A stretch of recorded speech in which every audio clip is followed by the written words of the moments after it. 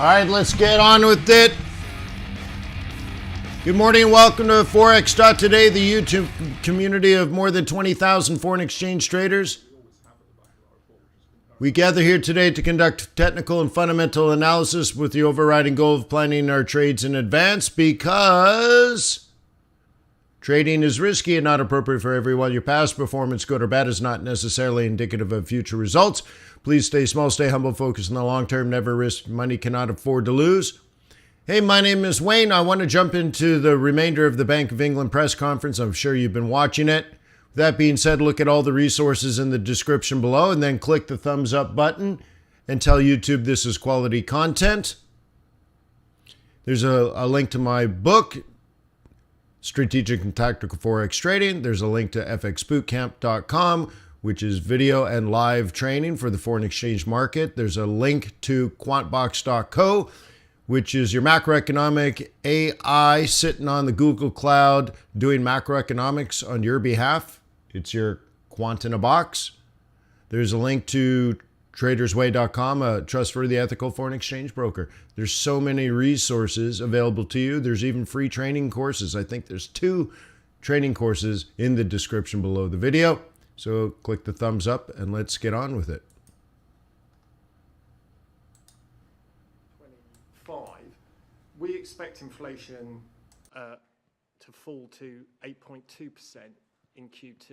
So that's actually slightly below what we had in the February forecast. Now that's because energy prices and the extension of the energy price guarantee are supporting things there. Moving in the other direction though is this recognition that food price inflation has been higher than we and I think others thought. So you've got those 2 offsetting factors, and we're trying to be transparent about the path of inflation. Clearly it's too high at present, as Andrew stressed, but we do see it starting to come down sharply from Q2 and then falling through the rest of the year and being below target within 2 years' time. So in a sense, those based on the current conditioning assumptions and our forecasting judgments, that is the way to frame the way we're approaching this. As Ben says, though, if you look at those market-based measures, for example, of break-evens, you get no sense that there is kind of a challenge to the credibility of the framework. We're not seeing that de-anchoring of medium-term inflation expectations in markets, which would be something that would more go to Ed's emphasis on credibility. We're confident about that. Maureen. Hi, Mehreen Khan from The Times. Just to go back to the food prices, I'm interested in why or how the bank seems to have been a bit blindsided by this story, given that you have a network of agents. Is it that your agents are not asking the right questions, or even that the businesses are not really replying honestly about their pricing behavior? And given that we sort of failed to foresee what was going to happen with food prices... Are these secret agents? Why are you so confident that even though they will come down, as you said, a bit slowly, that actually maybe companies are they replying honestly about their future behavior? It's a very good question. I mean, I think the issue is the degree of persistence in food inflation that we've seen. I mean, you can go back to the underlying shocks, but that is a question of how you read the impact, particularly of what's going on in Ukraine, I'm afraid. I mean, you may remember about a year ago I said, something which was interpreted quite dramatically. It wasn't really meant in that sense, but more to make the point that food is a big issue in the shock that we're seeing. Now, the question then was, how long was this transmission going to go on for, and was it going to go on for longer? Well, as it's turned out, it seems to have gone on for longer than certainly sort of past experience would illustrate. And I'll pick out 2 things. I mean, I mentioned a few minutes ago, but I'll just quickly I think there is an element of the impact, particularly of energy costs in food production, which I think probably didn't come through as much as it should have done. So I think that's true. I think the harder thing to judge, as I mentioned earlier, is And by the way, I should say, one of the things I find, our agents find, I find when I'm going around the country, of course, is that the energy question, we talk about the energy question a lot for households, but it's important also to talk about it for businesses. And the energy question for businesses is very complicated because it really, businesses have contracts that run for periods of time and get reset depending on when they get reset, and there's no fixed time at which business energy contracts get fixed. And so, businesses are having very different experiences. I mean, I talk to a lot of businesses. Their experiences are very different because it depends just on when you reset your contract as to what your experience is. And so that can come through in very different ways in terms of impact on pricing. But I think the other thing I'd mention is this question about hedging. I mean, how much hedging was done and for what period of time, and how hedging behavior responded to the severity of the shock. And I think, I think there's a lot of uncertainty, and there are things we learn from this. So, that I think is true. Andrew, do you mind if I... Do you want to come in? Yeah. Sorry, yes, just a couple of things on there's a good couple of charts. Look, all the charts are good, but particularly good is the middle of the report, page 57 and 8, a couple of things on food price. Actually, the one on 58, Andrew already showed you in the introduction. The fact that food price inflation is so high is not just because of, quotes, pricing strategies of firms. I mean, as Andrew indicated, their costs have gone up enormously. Minimum wage went up, energy prices much higher. There's a lot of energy used in food production. And we don't just rely on what food retailers tell us about what they're going to do, because we know that what they do will be driven by these other things to some degree. So if you look at, this is for goods, X energy on the left, so that's more than just food, at the left-hand side of chart 2.18. We can see here, there's quite strong evidence from the producer pricing side that we think the price of retail goods will decelerate, that their inflation rate will fall. You can see how tight that correlation is. For food, output price inflation hasn't come down as much, but it does seem to have peaked. You see that the same in other countries. If you look at the input prices for food producers, that rate of inflation has been falling for several months.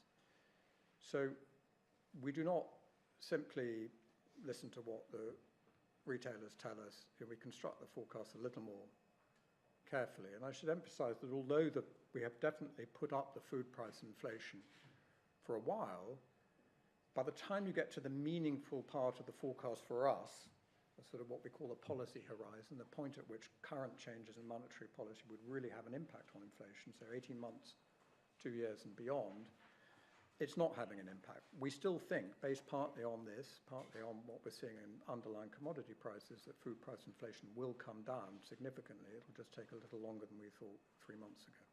I mean, if I just add something. I mean, it's getting very specific now, if you don't mind saying. So the level of milk prices has come down. Actually, that's the level, actually, just to be clear, in recent months. But just giving, I mean, I don't live my life in bakeries, but I have been to a number of bakeries around the country recently. I know you may think I do from looking at me. And what they've said is quite interesting. I mean, their response in terms of buying, commodities forward to hedge themselves changed somewhat in response to seeing the nature of the shock they were. There's a war going on in one of the largest grain-producing countries in the world. So, they factor that in, and I think those judgments. I mean, we have to learn about those judgments as we go along. Let's go to Jumana and Larry.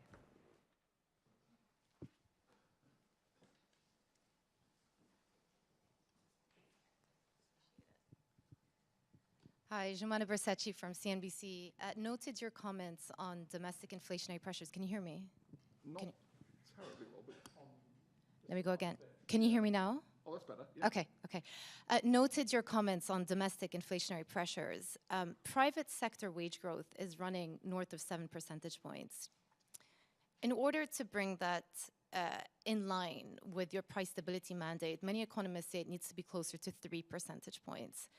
How are you going to bring that down without bringing about a recession or a massive uptick in the unemployment rate?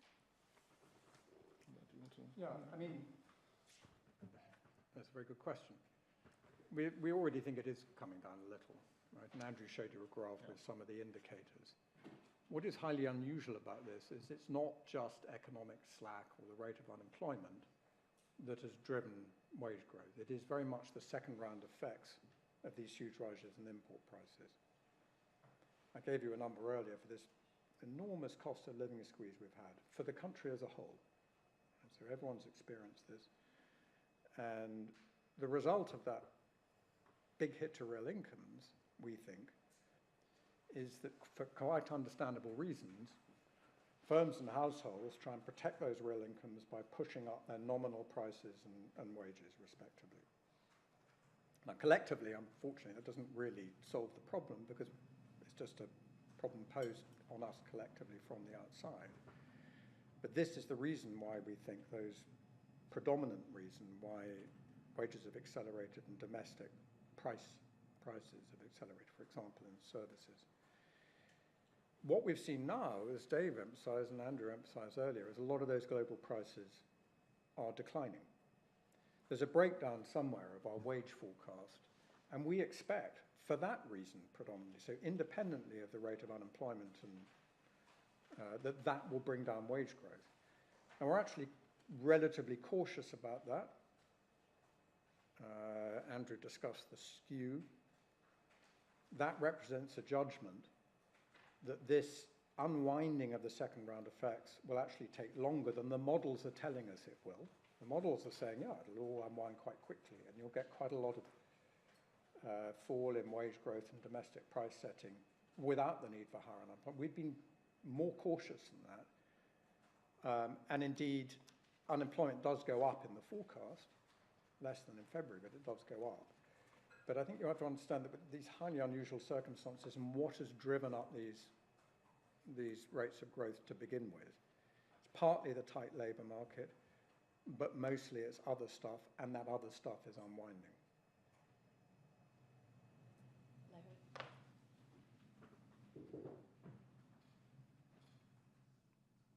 Larry Elliott of The Guardian. Interest rates have now gone up 12 times in a row. Inflation, as you say, is still too high, above 10%. By any stretch of the imagination, that seems to me to be a policy failure somewhere along the line. Now, rather than blaming Vladimir Putin for this or wage bargainers trying to negotiate pay rises for their workers, isn't it time for the bank to own up to its part in this policy failure and say, sorry to the householders who are going to be paying more for their mortgages, sorry to the small businesses who are facing much higher overdrafts. Isn't it time for the bank to say, sorry, we messed up? Well, Larry, we don't use the language of blame. I really must be clear on this. I mean, I do read, articles which, are cast in those terms, and I don't use the language of blame. What I do think we have to do is set out the underlying shocks that are going on in the world economy and the UK economy that in a sense can cause this situation. And we do push back. Ben made a speech on it a couple of weeks ago on some of the arguments which says the underlying cause is not to do with these other things, it's to do with the way in which monetary policy has been set in the past. But I want to distinguish two things here, so that's the first point I'll make. I think it's important to set out the causes, but not in the language of blame. We're not using the language of blame. If you want to argue that the war in Ukraine has not caused inflation, I think we'd be happy to have that debate with you, but we don't agree with you, I'm afraid. Now, the second, I think, approach to this question is in some ways, I think, more important, which is, okay, yeah, let's take those sort of causes and then say, did you as the Bank of England respond either quickly enough or forcefully enough to those causes? Could you have anticipated those causes and therefore offset the experience? Now, I think that's a debate that we've had for some time, and I think happy to have it again, as it were. I would make the point that as I've made many times before, that there is a level of what if you don't mind me saying so, hindsight in many of these judgments. The other thing I would say, as I think Ben has set out, and certainly Silvana Tenreyra has set out in speeches they've made in the past, that if you take Ukraine as a good case, you have to make two assumptions. One is that we could have foreseen the war far enough in advance to have actually taken action to offset it. So that's I mean, I don't get beyond that point, but I'll set the second one out just for the sake of argument, if you don't mind. And then that you would have taken massive offsetting action in the middle of the COVID recession to offset it. Now, we could debate that second point, but actually, I'm afraid I don't even get to that point, because the idea that we could have foreseen the Ukraine war, 18 months or 2 years before it happened, I mean, I'm afraid that's a stretch beyond, to which I wouldn't go. But that's not the language of blame, Larry. I don't want to use that language. I think we should have a debate about, how does policy respond? But I think it is important that we set out the underlying causes here. Chris? David? Thank you. Chris Giles from the Financial Times. I'm not going to use the language of blame nor the language of hindsight, just the evaluation. The MPC says there's pretty much a 50-50 chance that inflation will be above its target all the way to 2026. That would be 5 years of above target inflation, 50-50 chance. Is that good performance? How would you evaluate the performance? Is that something you would be proud of? Well, as you can see from the way we've set the presentation out, of course, we always present the fan chart, so you can always do that. Both on the mean case, so let's stick with the mean case for the moment, which is the one that, where we've put more persistence in than the model would suggest. And that really goes to what Ben was just saying about asymmetry. It brings inflation back to target sort of towards the end of next year.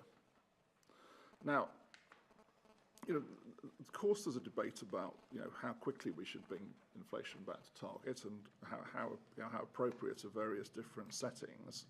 And we have to balance that out, because we've also got language, in our objectives about trade-offs, and we will go on considering, very carefully as we meet what is the right path to bring inflation down on. But I think this path that we've got is not unreasonable given the scale of the shock that we've had. I mean, we have to bear in mind the very large scale of the shock that we've had. And I think we have to sort of consider, yes, you could consider paths that would be faster, because after all, bear in mind, you've quoted one side of the fan chart, you can quote the other side as well. But I think that's, what we have is, I think, an appropriate path. And I'll just go back to the point I made to Phil's question, which is we will obviously be driven by the evidence at each meeting and consider appropriately, but there is no bias at the moment in our setting of rates looking forwards. Dave? And just to use the framing you use, Chris, around, I think any evaluation would have to take account of the fact that we and the global economy has been hit by two, once in a century shocks in quick succession. Again, not using the language of blame, just recognizing the world that we and other central banks find ourselves in. So we have a pandemic, then we have a major pandemic, certainly once in century, first major war in Europe since the Second World War.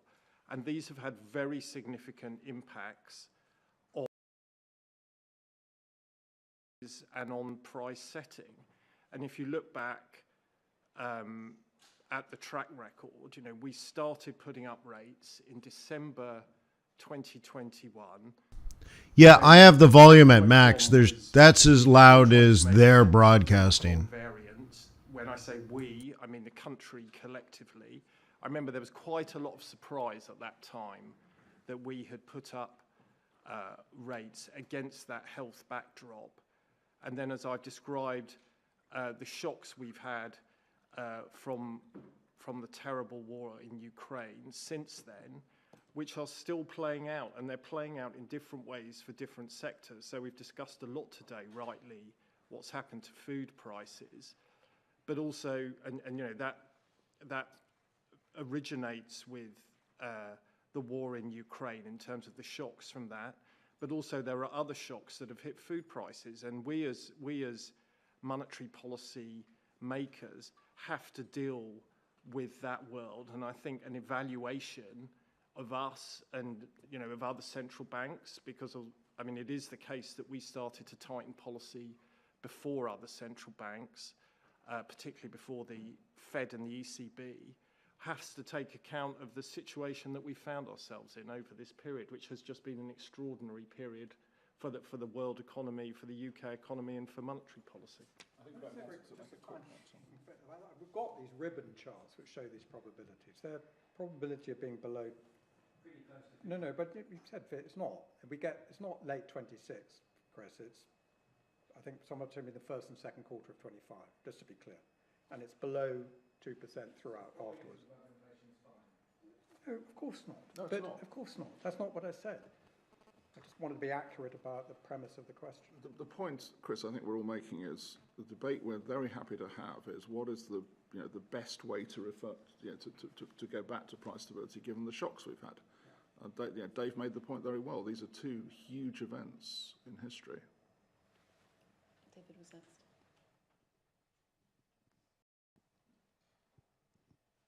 Sort of David Millikan from Reuters. I know sort of in the monetary policy report it talks a little bit about sort of the lagged effect of sort of past tightening. And obviously sort of this is difficult to sort of judge, sort of things have changed sort of quite a lot sort of since the Bank of England's last tightening cycle.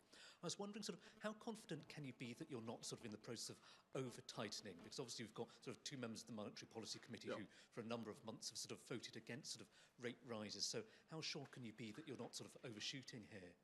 Well, it's a very good question because during this round we have spent, I think appropriately, a lot of time on what we call the transmission mechanism and how it's changed. Now, I showed the chart of the mortgage market very deliberately because that is probably the most interesting, I think, area of the transmission mechanism for the reason that it has changed so much over time. Here we now have in the UK a predominantly fixed rate mortgage market. Not fixed rate in the way the US has, obviously, but it's still a fixed rate over a period of time. I think around about 85% of the stock of mortgages in this country is now fixed rate, whereas if you go back, I deliberately showed the long run version of that chart to take it back to a point when that was not the case. And as that chart showed, I mean, we've still got quite a lot of pass-through to come in that world, more so than we would have had in the past at this point in time. And so, yes, I mean, two things. That is a very lively subject of debate in the committee. However, we factor in what we think is the pass-through now. So it's all factored into our assessment.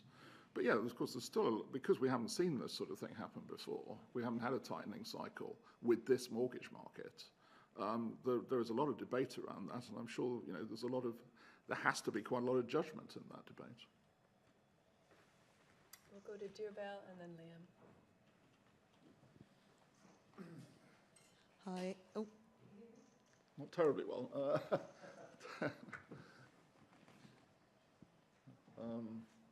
Oh.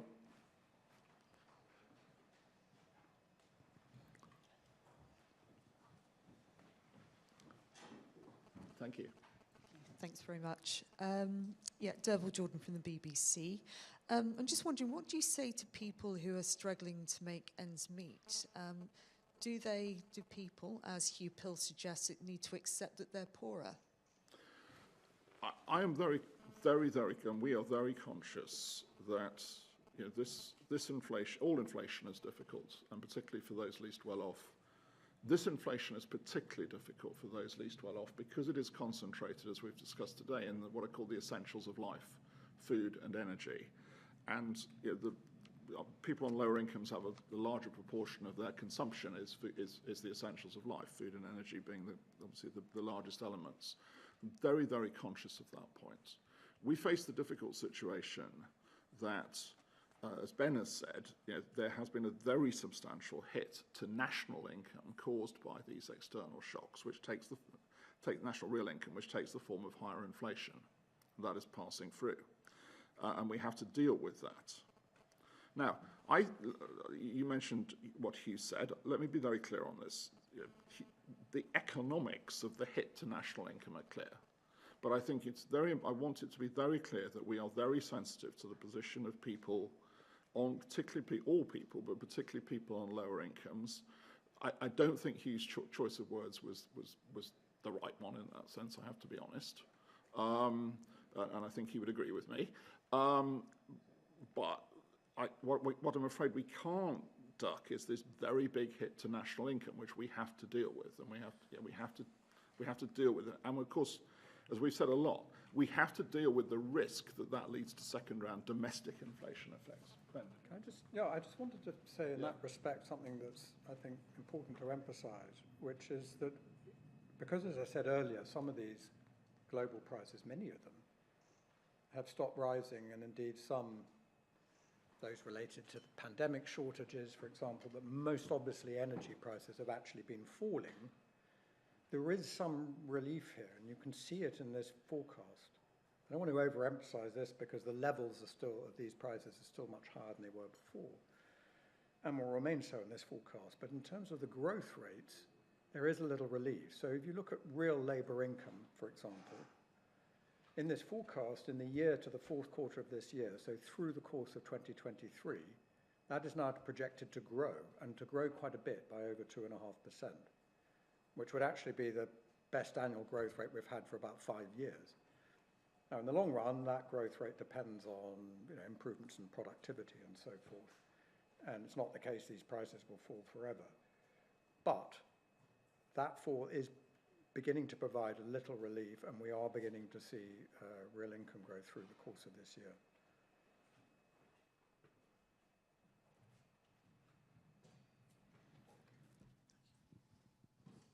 Thank you, Governor, for your presentation. We see now that inflation in the US is 4.9% in April, 7% in the Eurozone in April. Just putting this in international context, why do you think it is that UK inflation, 10.1% still in March, as you now well know, has not only been higher than across much of the advanced industrialized world, but also far from transitory, has actually been particularly stubborn? Can I make one point? I think Ben wants to cover another point. Can I make I mean, it's a rather sort of mechanical point, but I think it's important to make at this point, because you're right to point out, Liam, why has inflation not come down, faster in this country? There is a particular point about energy prices and the energy price setting mechanism in this country. Actually, it has quite a lot to do with the fact that if you go back, we go back a year now, actually, before the arrangements were changed, the off-gem price setting mechanism was set only every 6 months. That's important. The reason I say that is because that's why we have a very big base effect coming in for the number that's going to be the April number that's going to be released in 2 months, and why actually those base effects have come through rather faster in continental Europe or some. I mean, it's a bit of a mixture, obviously, but I just want to emphasize that's an important point in the current comparison.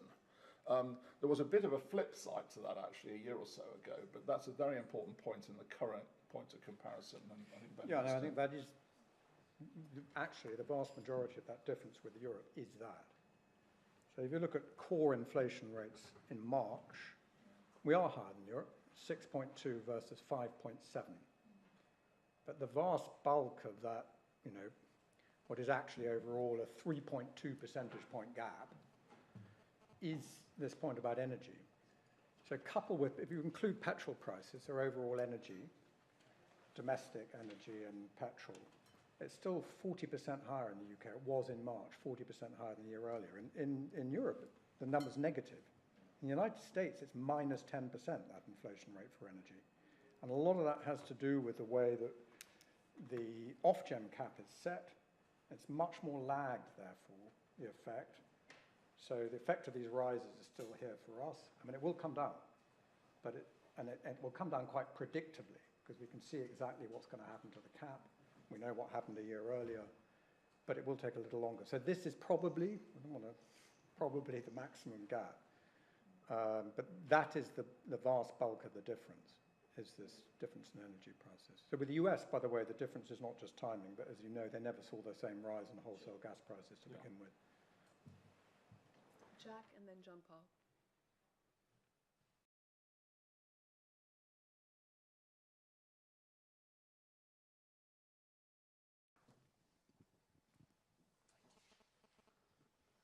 Hi there, Jack Bonnet from City AM. I just want to go back to the transmission mechanism that you touched on there, and there's obviously a bit in the report today saying that it's kind of been blunted, the way it transmits through the mortgage market, because we've now got a new shape of mortgage market. If you coincide that with the inflation forecast, you're saying quite a lot of the drop is being driven by supply side measures, so energy prices falling, food prices falling as well. Is there a question amongst the MPC now that the actual effectiveness of monetary policy in taming inflation, how effective is it, and has it been blunted as a result of a change in some of the economic structure in the UK? Well, I think Dave wants to come in. I wouldn't use the word blunted. I think we have to adapt our view of the transmission mechanism to the markets that we have around us, as it were, and the mortgage market has changed. And therefore, we have to adapt our view of the transmission of monetary policy. And of course, that then feeds back into our decisions. So rather than blunted, I would say we have to, in a sense, we have to adapt to what the transmission mechanism is. Dave? Yeah, I mean, this cash flow effect that is driven by the nature of the mortgage market and the structure, I'd say it's slowed rather than blunted relative. It's going to take time to come through, but as the chart Andrew showed, we think on the stock only about 70 basis points has come through out of a total. If you look at quoted rates on the most popular products, you're up at 300 basis points. So there's a long way to go, but that will build up. This is not, although we've put all these charts in the box today, this is not news to us. We knew that the mortgage market had changed, and we've been factoring it into our forecasts for some time. Overall, I mean, we're continuing to work on this, but overall, we don't think that the overall impact of the transmission mechanism is any less than we think it's broadly the same. And those impacts on demand are coming through. They will come through more market. You'll see that if you look at the summary table and the forecast, it shows that we go from a position of currently excess demand. As slack builds up, we will, and other factors take effect, we will move into an opening up of spare capacity. We do expect some rise, regrettably, in unemployment, but that we think that is necessary. It's a rise now to 4.5%, so less than the more than 5, peak or endpoint in unemployment we had before. So those features are still playing a part, but you're right as well to emphasise the role that the supply side and supply shocks have played throughout this period, in which we consistently talk about, because we think they are relevant to the inflation that we're experiencing and how price setting is developing.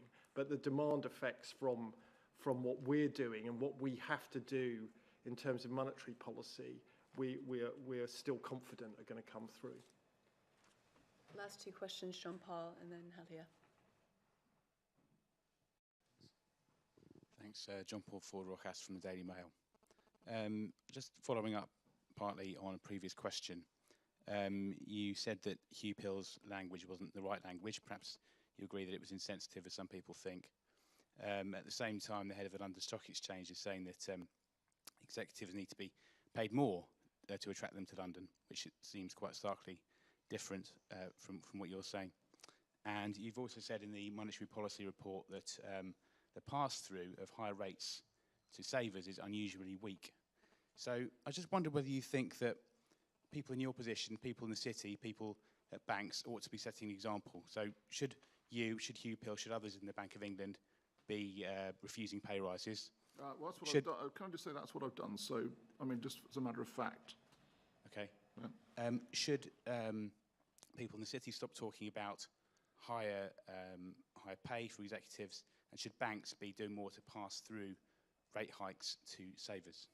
Well, just to reiterate, certainly, look, I want to speak for myself. I have not taken a pay rise, so that just to emphasise that point. On the level of pay rise for executives, I mean, it's obviously these things are set by firms, not by us. I've been very clear as in my past and in my present as a regulator of banks, that we have quite extensive regulation which seeks to create the right incentives for a senior executive remuneration, but it's not about the level. It's about so I'm very clear on this point. It's for firms to set that. On your point about deposits, I think, and we go into this quite a bit in the report actually. So it is true that the rate of pass-through to sight deposits has been muted. I think we use that word actually, muted. The rate of pass-through of our interest rate rises to term deposits and fixed rate deposits has actually been much faster and is not very dissimilar to the increases that have gone through into the official rate. Now, I'm not surprised in one sense by that, because let me again put my bank regulator hat on and financial stability hat on, since the global financial crisis, the liquidity regime has been changed so that we greatly incentivize banks holding term deposits. Not got time now, but if you go back to the recent experience of Silicon Valley Bank and so on, you'd probably understand why. I mean, that's a sensible thing to do.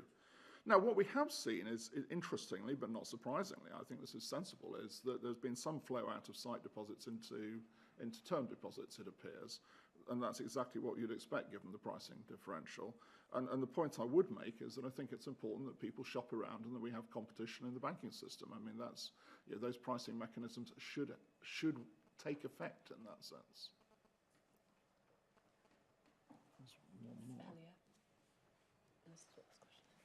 Halia Ibrahimi, Channel 4 News. Governor, you talked about the mortgage market changing, but are you worried about those people who are rolling off their fixed-term mortgages? There's millions of them, and for them, the impact of these 12 rate rises is astonishing and very difficult. Well, let me say again what I've said before, because it's very important that we are very, very aware of the effect that this inflation is having and the consequences of this inflation is having on households. So please do not think that we're not in any sense we are. Now, I think it's important that we obviously are very aware of what these effects are, and as Dave was saying, that we take those into account. That's important. The other thing I would say is, and something we've done, again, I'll draw on the financial stability side of the bank for a moment, that again, for the last, not far off a decade now, we have had policies in place to limit the proportion of mortgages which are at the more sort of the extreme end of the sort of the loan to income ratio. Now that, just to be clear, that was done as a matter of financial stability. It wasn't a social policy intervention, because that's not for us. But I would say that one thing that I think will help is that does obviously limit some of the more extreme impacts that we've had in the past. We've also, again, this is not to do with the Bank of England, we've got much stronger protections in place now for, which mean that there will, people do not have their houses repossessed in the ways that they used to be repossessed. Again, my old crew at the FCA have been very active in that field, and I think that's appropriate. But let me come back to the first point I made. You're right. Of course, these things have serious impacts. We're very sensitive to this, but if we don't tackle inflation, it will be worse for people. That's the bottom line, I'm afraid. That's all we have time for. Thanks very much, everyone. Oh, go on. Go ahead. You've been very patient. Thank you for taking my question. Lucy Haga, M&I Market News. Just wanted to ask, given the recent volatility in the projections, can financial markets still rely on the Bank of England's longer-term projections as a reliable communication tool? Well, we spend a lot of time, and we have a lot of staff who spend a lot of time assessing volatility in financial markets to help us to read through that. And you're right, it is interesting. Now, it's interesting in the period before, since the MPC last met, that we've had obviously quite a lot of volatility in financial markets, because obviously we've had some very, very high-profile events going on in the world financial system. Curiously, we've done in the UK, it's been a little bit of a round trip, and we've ended up sort of not far off where we started. So that made the MPC's task a bit easier in this case sometimes. But no, look, we have to spend a lot of time interpreting this because of understanding the underlying reasons and the likely sort of follow-through of these things and how persistent they will be. Ben looks like he's... No, I just wanted to come in on sort of a couple of points about the nature of our forecasts. I mean, first, I don't think they're intended to communicate something, say, about future policy. Historically, they were intended more to explain the current decision. Because of these long lags in policy, we have to make forecasts. Sometimes I wish we didn't, but we have to make forecasts. And we use them to explain the current decision rather than to say, here's what we're going to do for the next 2 or 3 years. The second thing I say is from the beginning, this was always viewed as very important and is still very important. They are fan charts. They're probability distributions. They're not point estimates, and they're not point forecasts. And that should be understood. And then the third thing is something we said earlier, is they're conditional. And people on the outside may have different conditions, and that's fine. There are loads of people who make forecasts. I don't think people think, okay, well, I'm going to rely only on the Bank of England who makes a particular kind of forecast. Indeed, a whole range of numbers within the fan. So I'm not sure we view it as a kind of communication device about what will happen in the future, still less what will happen to interest rates in the future. Thank you. Thanks very much, everyone.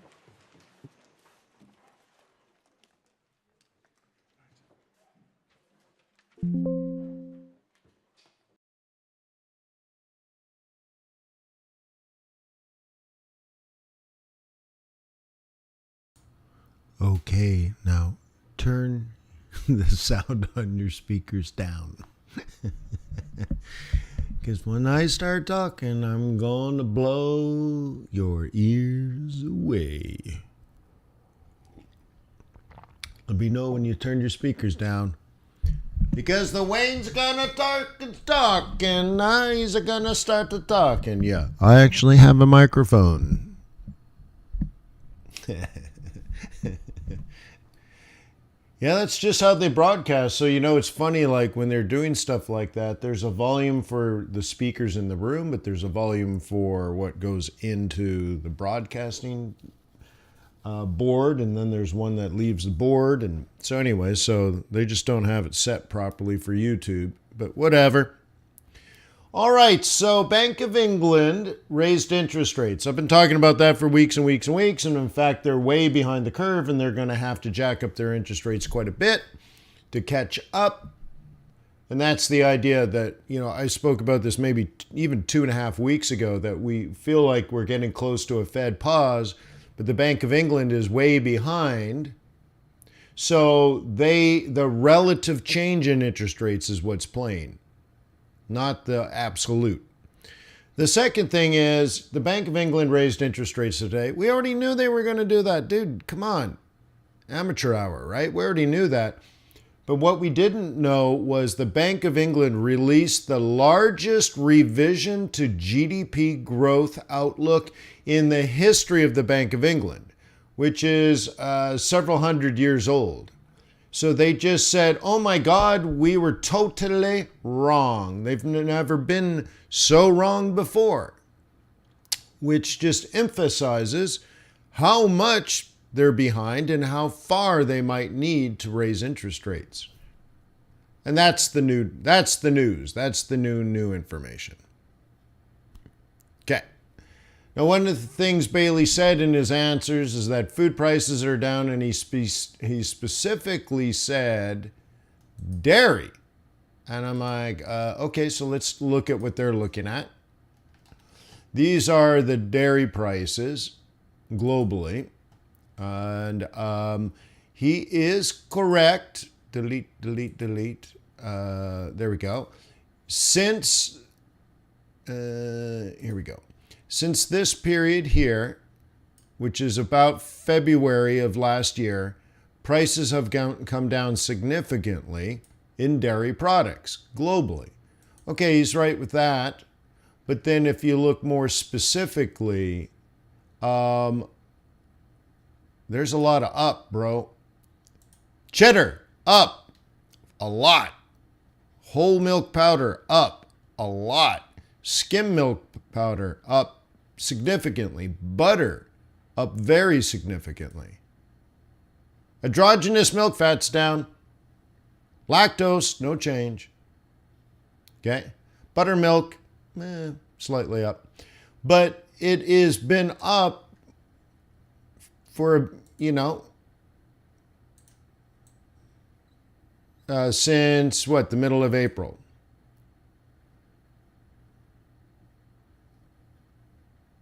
Okay. So it's up 2.5% just from last meeting, and last meeting was up. So next week we get this revised. Okay, so yeah, so it's interesting. If we get another raise in prices here, then it once again is inflationary. So yes, so on the longer term, yes, we've dropped significantly from, let's do it this way.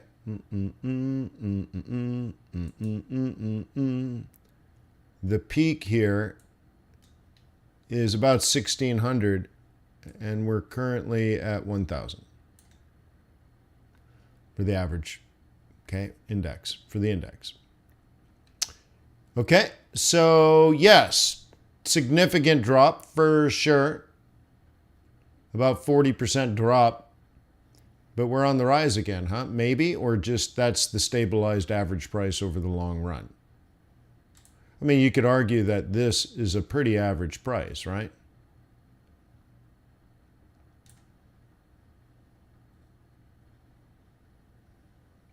Pre-pandemic price.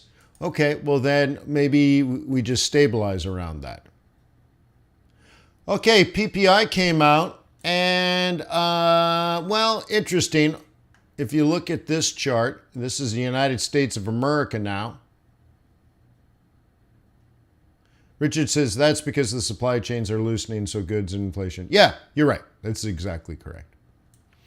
All right, and in fact, to further Richard's comment, this is PPI that just came out a few minutes ago. Okay?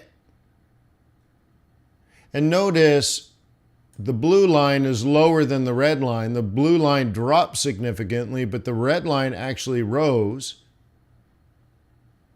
And this is interesting because, let's do it this way. Let me get my drawing tool. Okay.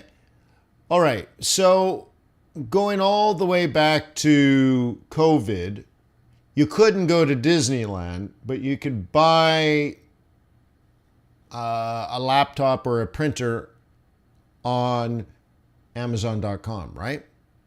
So you couldn't go and use services because you couldn't leave your house. You couldn't go to a restaurant. Okay. So demand for goods was very, very high.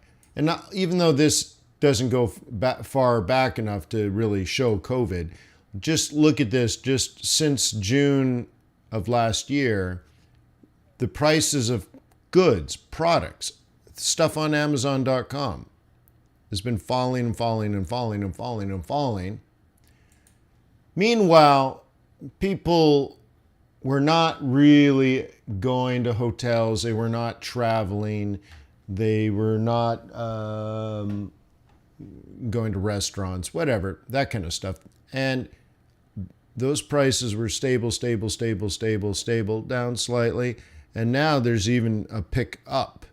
But the interesting thing is really just in the last month or two, you're starting to see a divergence where the inflation we have is service inflation.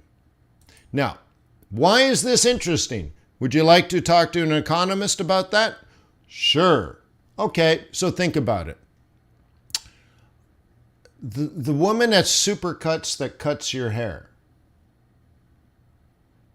The price at Supercuts used to be $10.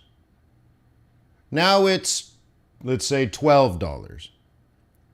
When will Supercuts lower its prices back to $10? Please answer the question. When will Supercuts lower the price back to $10?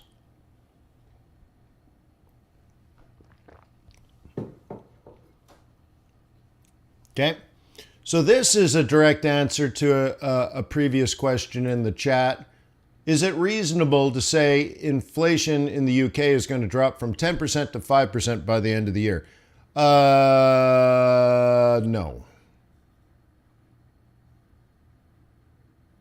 So Darko says when nobody is going to Supercuts because they can't afford a $12 haircut. So that could be a very long time, right, Darko? You would probably have to go into recession. But the interesting thing about that is maybe people pay the $12, they just go less. So it's really, you can get into different types of services and products and get kind of different answers, which is kind of interesting. So like if food prices go up, when do you stop eating food? Oh, you don't. So maybe you move away from steak, which is $20 a pound, and you start eating chicken, which is $5 a pound. Now realize chicken used to be 99 cents a pound. Okay? And what'll happen is demand for chicken will go up, supply of chicken will go down, and you might end up paying almost $6 for chicken.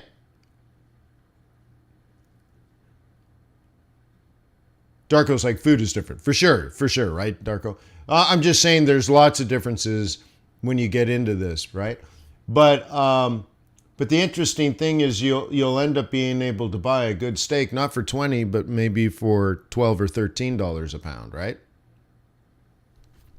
And it's interesting where you're paying 600% more for chicken and paying 40% less for steak, but the absolute prices are different. So you're like, well, steak is still more than double chicken.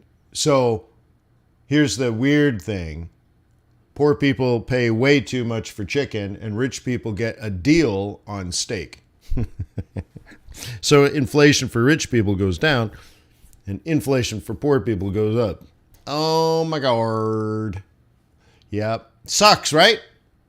Anyway, sucks. So anyways, yeah, but my point is when you look at inflation, and Darko's right, well, service inflation like the wages at supercuts, because that's what's going to drive most of the cost of running a supercuts. It's not the insurance. It's not the rent. Okay? It's not the marketing. The number one cost of running a supercuts from a business point of view is the wages, right? And so if wages have to go up, they're going to go up from 10 to 12, but you would need a financial disaster for it to go from 12 back to 10, as someone else rightly pointed out. So we call that sticky. Same thing. For your rent to go back down, the landlord probably needs to be 30 or 40% vacant and struggling to fill these apartments, so you lower price to increase demand. And that's just a supply-demand curve. And you guys know how to do that, right?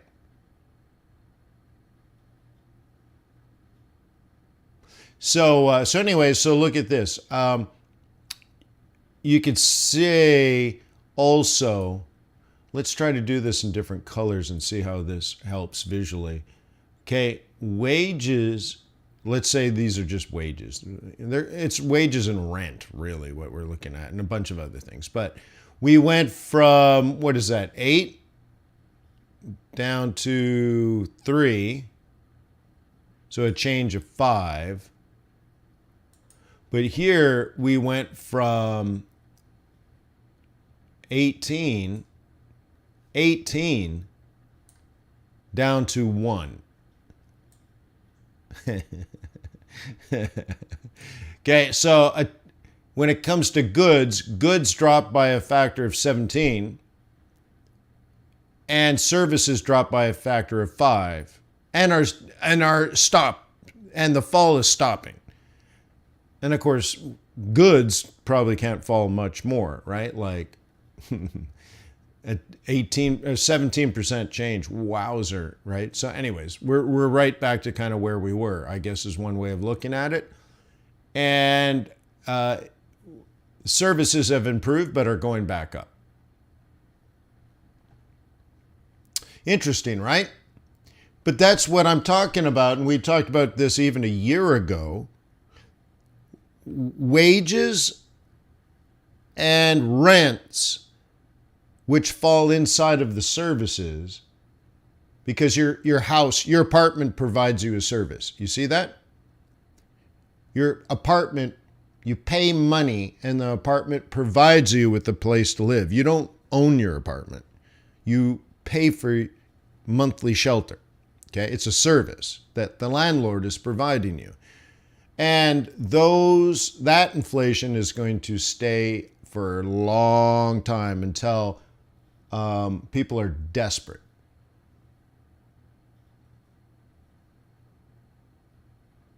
And very often what it'll happen, instead of Supercuts lowering prices, they'll send you a coupon. They'll spend some money, they'll get a postcard, they'll put it in your mailbox, and if you go to Supercuts, Monday through Thursday, you save $3 or something. You know what I mean? And it's a way of lowering prices temporarily. Okay? Kind of thing. They're not committing to it. Because can you imagine every time you go to Supercuts, it was a different price and you had no idea if it was going to be up or down? Well, nobody likes that, and especially the corporation. So they'd rather give you a coupon than actually lower price. And then when they're full, they don't send you coupons. Okay? You see? Anyways.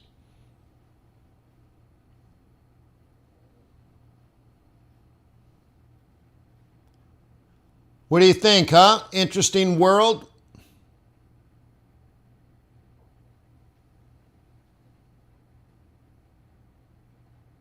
Yeah. So anyways, I think that's really, we don't need to do much more today. Unless you got questions. But the Bank of England is behind the curve. They still have, look, why don't we talk to QuantBox?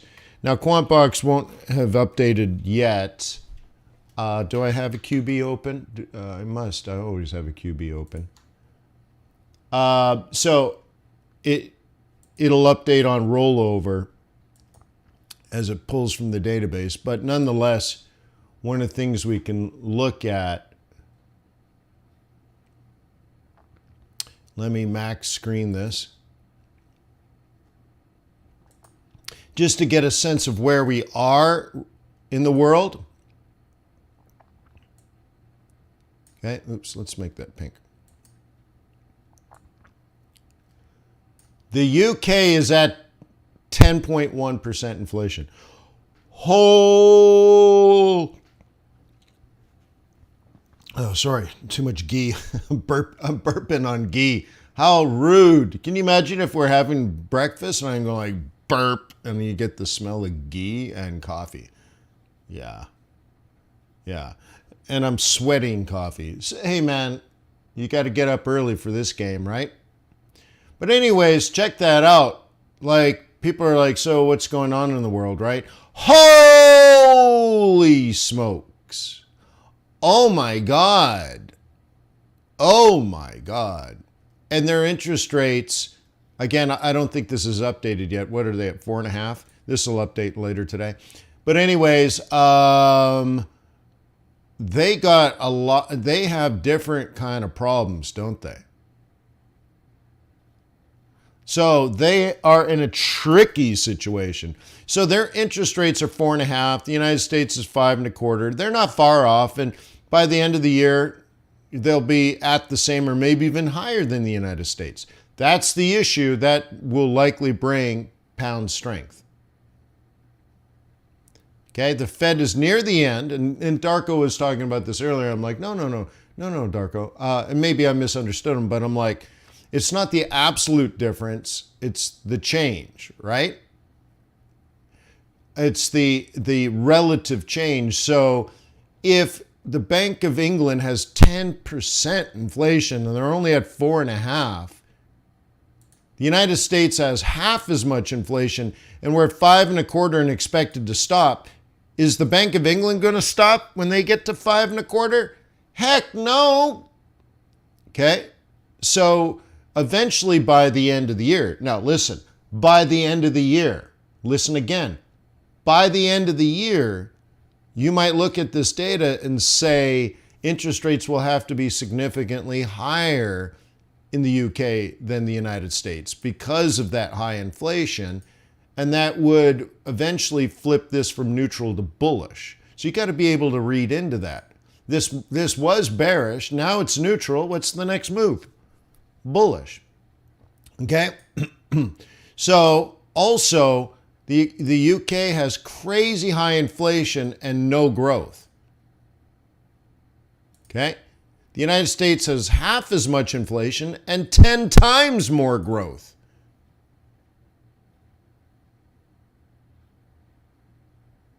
Okay? So anywho. So the big thing with QuantBox too is it's looking at institutional positioning, and it knows to stay neutral because there isn't a big bet one way or the other when it comes to hedge funds and other institutional investors. They're not really betting one way or the other. Retail is, but right, we bet against retail, and it's just slightly.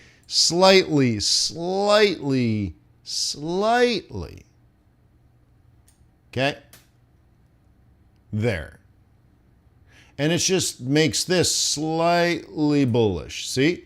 Retail is bullish because retail is majority short. So you're like, retail's majority short. Great, buy it, right? Isn't that funny? Do the opposite of retail. And this is indifferent over here. So it's not a clean trade right now, but I think it will become so. And it'll probably lean,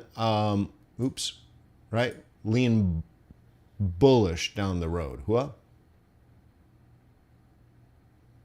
What was that? We are under... Interesting. That's interesting. Hey, I found a bug. What is that? Well, I'll share it with the developers. Oh, by the way, I'm thinking about having like an all-hands meeting for QuantBox subscribers.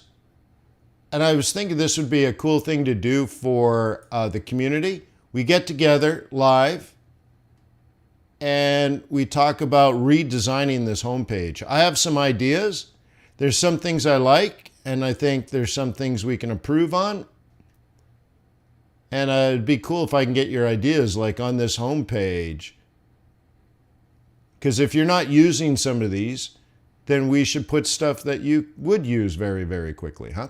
So anyways, I think, wouldn't that be cool? Like, give me your ideas. Give me, because look, I'm spending money right now. I have super secret but super amazing upgrades in process right now. My goal is to launch it on the, AKA Canada Day, somewhere in that period. I'm going to announce major new upgrades and new features. And while we're building that, I thought to myself, I want to improve this. I love it. I'm telling you, I love it. But it could be better, couldn't it? So anyways. Lovely. So anyways, yeah, life is great, life is good, life is beautiful. Remember that song?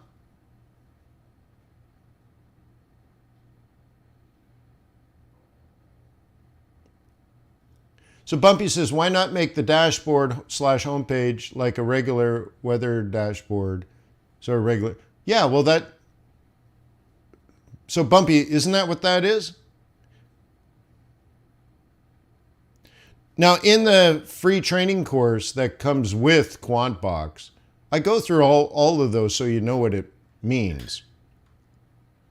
Like, so now you should easily know how to read the scatter plot. I mean, the scatter plot is something I love. I look at it, I'm like, boom, look at that. USD Rand is getting killed like we thought. Nazi's up like we thought. Sweet, Aussie dollar's down like, then I go, ooh, look at everybody out of position. The yens are out of position. Oh my God. See, like in less than a second, I can see 5 trades that I'll probably do tomorrow. And that's discussed, not using that technique, not the, but when you, by the way, there's a link to a free training webinar / video in the description below. It's the the 3 secrets to tripling your returns. So that one, there's some follow-up emails that you're going to get. One of them is how to use this setup, okay? And it's how to trade like a floor trader. And I explain exactly how to do this. The interesting thing with that video is it was how one of the subscribers to Quant Box uses it, and she was a floor trader. So it's her point of view on how to use this. And I actually updated it with her feedback because she uses the technical trend reading in conjunction with the heat map. But now, lo and behold, what she was doing is actually what the scatter plot's doing. But if you don't have an advanced degree in statistics, you probably don't get it. You know what I mean? So that's why I think it's one of the first videos I cover in the training course that you get at Quant Box is to discuss, like, what the heck is this thing? What the heck is this? How do you use this? Well, once you know, it's easy, but incredibly powerful. Okay? And the cool thing is, once you know this, you could probably draw it out on a napkin at a bar and impress a really beautiful person. Oops. And maybe because of that, they'll laugh at your jokes. Okay. So anyway, so you'll start to understand what your 7th grade teacher was telling you.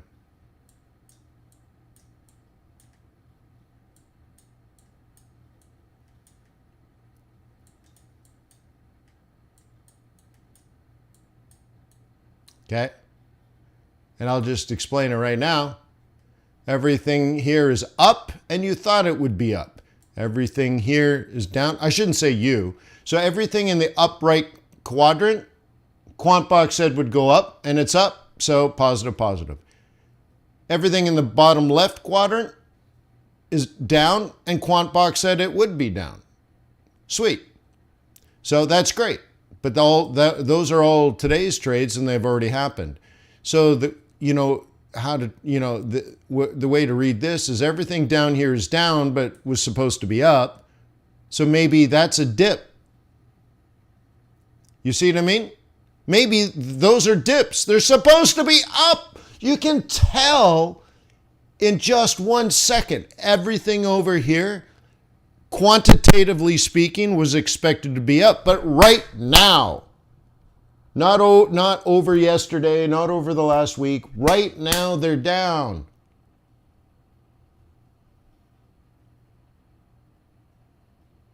So you're like, dude, those might be dips.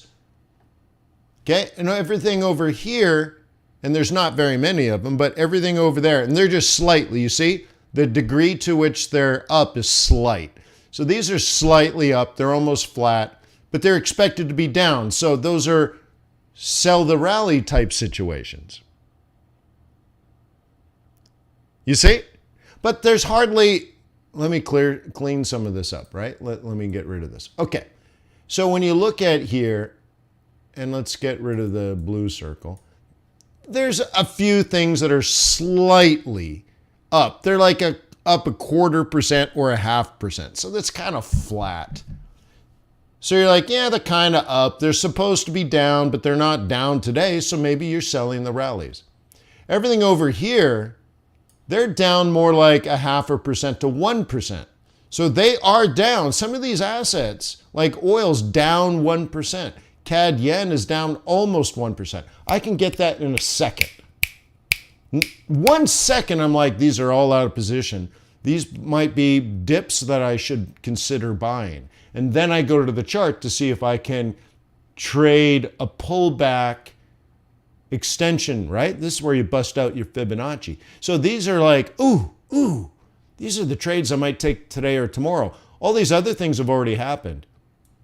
Everything over here was supposed to be up and they're up, so you're more interested in taking profit. Everything down here was supposed to be down. Look at Bitcoin's way down. Yields on the 10-year, way down. More than 2%. Bitcoin's almost down 3%. Like we thought, knuckles. So those are not new trades. Those are old trades that have already worked. You see the difference?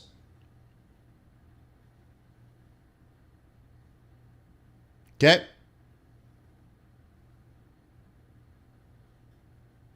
Right, Bumpy. So what I'm saying is I'm open to all ideas. Stingray's like, do you get Quant Box free with your $99 a month swing trading? No. No.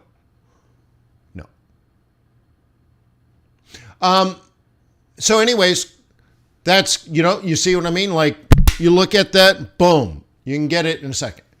So Bumpy has some suggestions. Great. Well, come to the meeting. There are things I can do. There are things I can't do. But it'd be great if you guys want to help me redesign this. I have some ideas to share.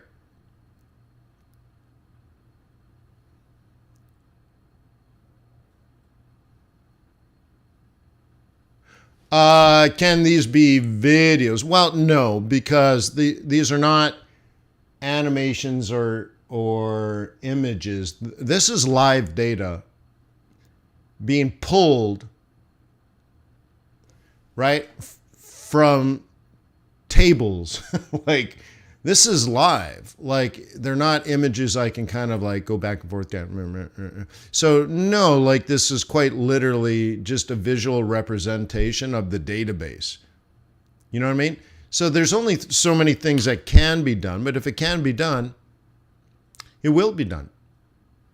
On earth as it is in heaven, give us this day our daily bread. Forgive us our trespasses.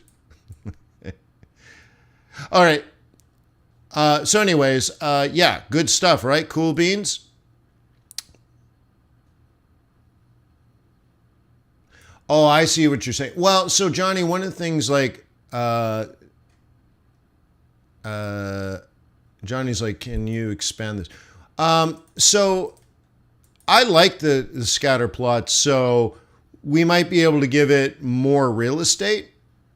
Like if you're not using these things, or if you're not using these things, like I like them. Like look at the stock markets. It's bullish. It's been bullish for a while. These are the global stock markets. Look at that. The DAX is the DAX and the Nikkei are up basically 10% over the last couple of weeks. Yeah. Holy crap, risk on, huh? But anyways, so I like that. And this displays where the currencies are, right? Look at this. USD yen has had the best week out of all these currency pairs. Guess what? I'm long, and it's long. It's up 6%, and I'm long. I'm on the best currency trade of these majors. Awesome. So me likey. But you guys might look at this and say, you know what? I like the pretty colors, but I don't know what the hell that means. Okay, so we might want to like move this around and make this bigger, put something different here. And I have some ideas, but maybe you have some ideas. Now, Johnny's like, can you expand this where you click it like this expansion? I don't believe that's possible, but you might say, could we just have a scatter plot window and then like a heat map? And my thought is, and so I guess we're doing it right now. So, all right, we're doing my special webinar now. So how about this, Johnny? Here's my thought. I agree with you, Johnny. So my thought, Johnny, is if we have this, which is the same as the scatter plot, I like the scatter plot better. So what I would do is I would kill these and just put the scatter plot. Because now what we're trying to do here is say, okay, we got the heat map, but this is only relevant. Like euro yen is down, you know, I can't read that. 1%, right? Euro yen is down 1%. Well, is that good or is that bad? See, this doesn't answer that. A scatter plot would answer that. You know what I mean? Yeah, Richard, I've been in that trade for a couple of weeks. So anyway, so what? Is this good or is it bad? Scatter plot answers that. This doesn't answer that. So then on the floor trading video, we had to say, okay, well, what's the technical trend? And it's like, well, euro yen should have been up. So I guess this should be buy a dip scenario. But it takes a while. Now you got to go back and forth, right? Now you have to say, what is euro yen doing long term relative to now? But I can get this so much faster. So, Johnny, we might make a scatter plot on this screen instead of all these little cards and make it way bigger so that you can just do this on the scatter plot and we can kill the technical trends and kill these little cards. That is my thought. Okay?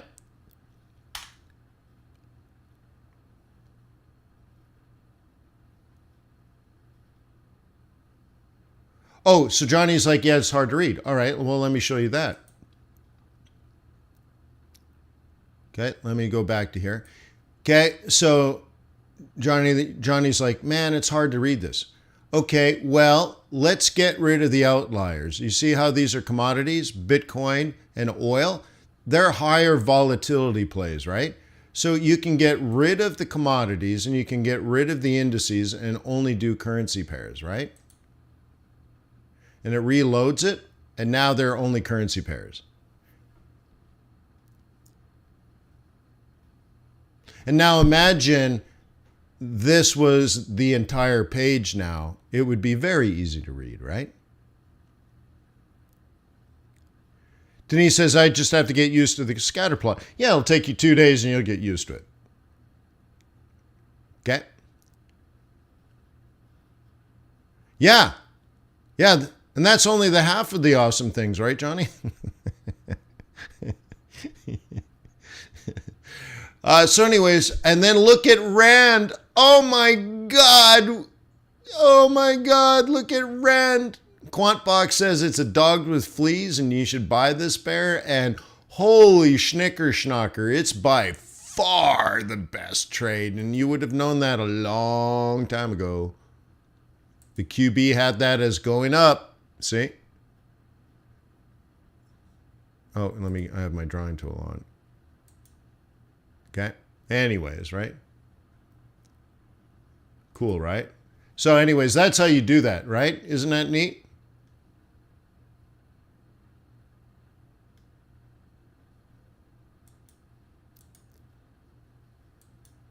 Huh. I thought, how come it's not popping a window for me? Oh, no. Oh, I bet you the disclaimer is over top. Ah, too bad. I wanted to get it. So like if you hover, or maybe it doesn't. How come it does it on some of them? See, this says a score slightly up and it's slightly down. You see? So it says score 1, market change negative 0.65. You see? Negative 0.65 is, right, slightly less than that. But it has a score of 1, so slightly bullish. And it's slightly bearish today, so that might be today or tomorrow's trades for the future.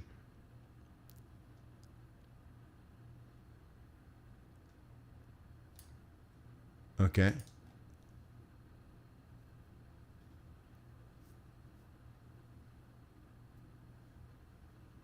Okay. Well, Bumpy, you'll get it, or you won't.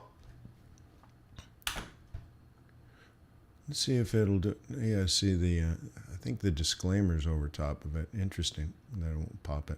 Anywho, that's how it works. That's how the scatter plot works in real time. You can see it where QB is predicting down, or no, predicting up and slightly up. And today it's slightly down. So that's why it's in the bottom right quadrant. And so technically you would say that's a dip. and that would be one you'd go look at. So, oh shoot. So which one was that? Like a CAD yen. Okay, so CAD yen is down today. So what you might do immediately is you're like, ooh, that CAD yen's out of position. And let's say you're bullish on CAD anyways. Okay? Okay, whatever. CAD yen. Okay.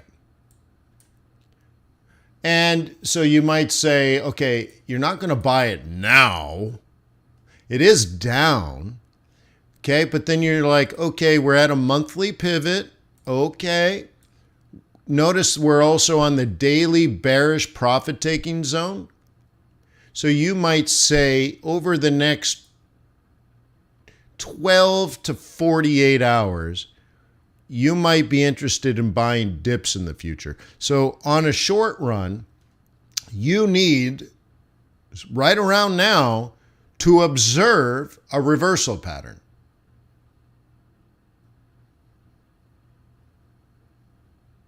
Okay. Oh, I'm not being critical either, Bumpy. I'm like, you gotta help me translate that. I understand. So, I understand. I studied scatter plots because I studied statistics, right? So I get it. But I spent, hundreds of hours and tens of thousands of dollars learning.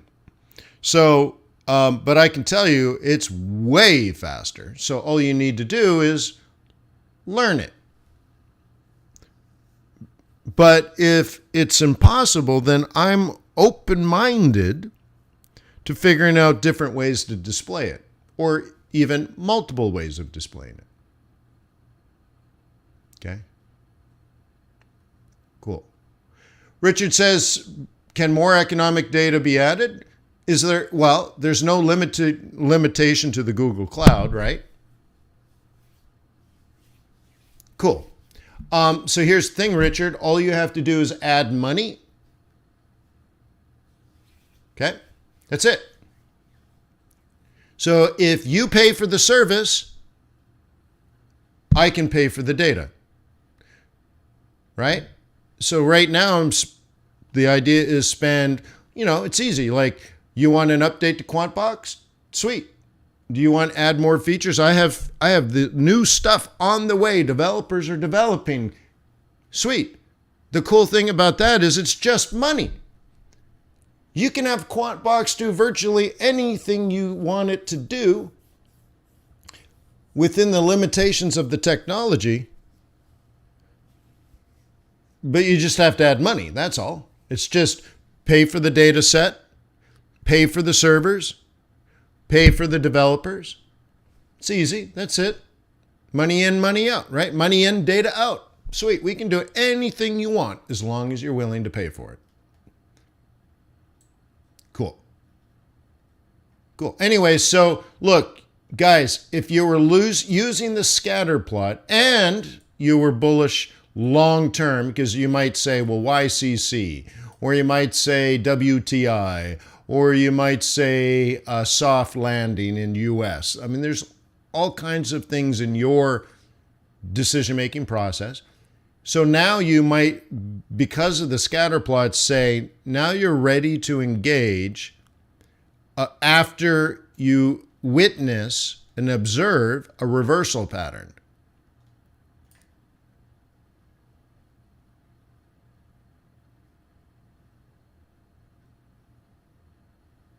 That's right, Jim. Jim's right. Give me feedback. That's all I'm asking.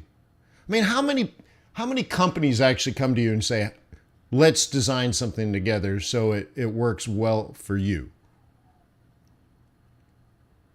Very few, right? So I can just do it, or we can do it together, right?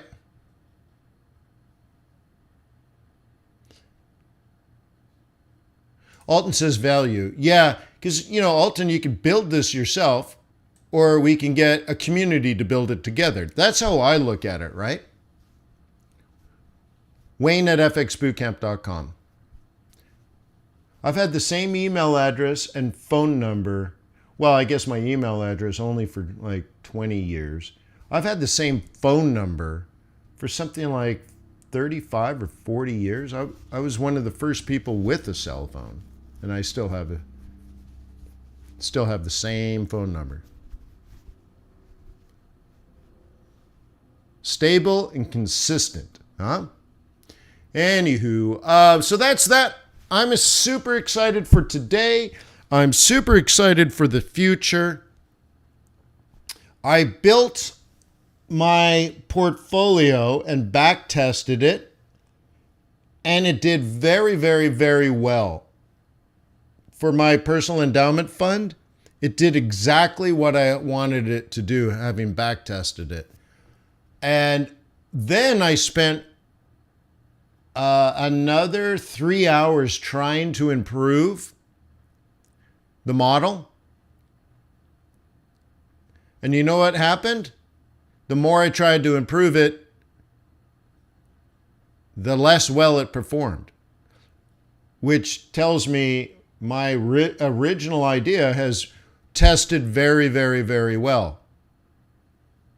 I'm super excited for it because for me, I'm going to continue doing what we do. I love working with you every day. I really do. So nothing there is going to change. I like everything that we do, but I'm in a new phase of my life and I want something new to do on top of what we do every day for the next 25 years. An additional reason for living. A way to be intellectually engaged and contribute positively to society. And I threw together this idea, this plan. I've created my portfolio. I just back tested it, and first shot, it worked beautifully. Lower volatility, and I even outperformed in the model the S&P 500 over the last couple of years. With less volatility, I'm like, oh snap. And then I tried for 3 hours to improve it. And the more I tried to improve it, the less it performed. So like straight out of the gun, boom. So it brings so much joy and happiness because it gives me another road to contribute. And if you've taken my macroeconomic course, I'm telling you, that kind of attitude, in my opinion, how can I contribute positive to society, is just GDP growth. If I can contribute, then it's just GDP. But for me personally, it's self-worth and dignity. I can walk through society with my head held high. I'm doing my part in my way. Isn't that neat? And of course, if everybody did that, what kind of society would we live in? Highly productive and very low inflation. Because it's so productive and efficient that you get more for less. Isn't that what efficiency is? Isn't that what entrepreneurialism is? An entrepreneur walks in a room and says, give me all your capital, give me all your labor, I'll tweak them a little bit and we'll get more from the same. That's entrepreneurialism. And I love entrepreneurialism. So anyways, I geek out and I get excited because if all societies thought that way, the world would be a radically better place. Right? A radically better place. So anyway, I'm excited. So thank you for being in my life. Thank you for all the inspiration you give me every day. I appreciate you. If you're in my swing trading group or day trading group, if you're in one of my live groups, is it Thursday or today? It is Thursday, isn't it? So if it is Thursday, I can only see the date. Then I will see you at 4 o'clock for an amazing swing trading meeting. Looking forward to it. So without further ado, Peace on earth. May the pips be with you. May your profits be above average. Have a wonderful day. Cheers.